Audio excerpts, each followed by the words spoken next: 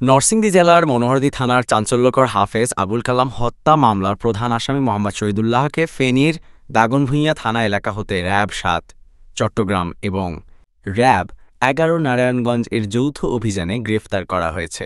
নিহত ভিকটিম হাফেজ আবুল কালাম নরসিংদী জেলার মনোহরদী থানা এলাকার বাসিন্দা।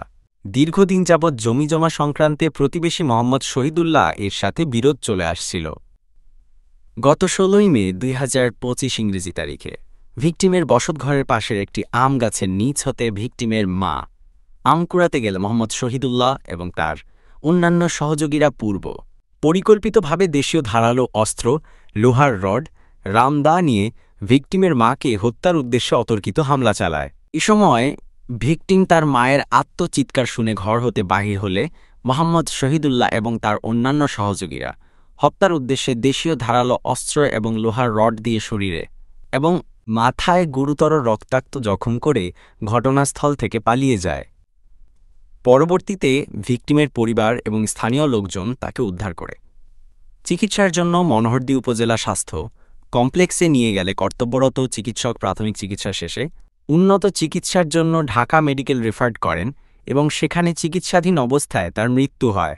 উক্ত ঘটনায় নিহতের বড় ভাইয়ের স্ত্রী বাদী হয়ে নরসিংদী জেলার মনোহরদী থানায় ৪ জনকে এজাহারা নামিয়েও এবং ৩-৪ জনকে অজ্ঞাতনামা আসামি করে একটি মামলা দায়ের করেন।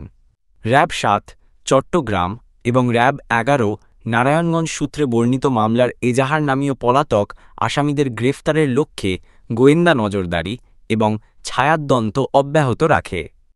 এক পর্যায়ে র্যাব-৭ চট্টগ্রাম গোপন সংবাদের ভিত্তিতে গত ৭ই জুলাই আনুমানিক ৪টা ১০ দিকে র্যাব-৭ চট্টগ্রাম এবং র্যাব-১১ নারায়ণগঞ্জ এর যৌথ আভিযানিক দল ফেনী জেলার দাগনভূঞা থানাধীন রামানন্দপুর এলাকায় অভিযান পরিচালনা করে মামলার প্রধান পলাতক আসামি মোহাম্মদ শহীদুল্লাহ, পিতা মৃত আব্দুল খালেক, হাফিজপুর থানা মনোহরদী জেলা নরসিংদীকে গ্রেফতার করতে সক্ষম হয়।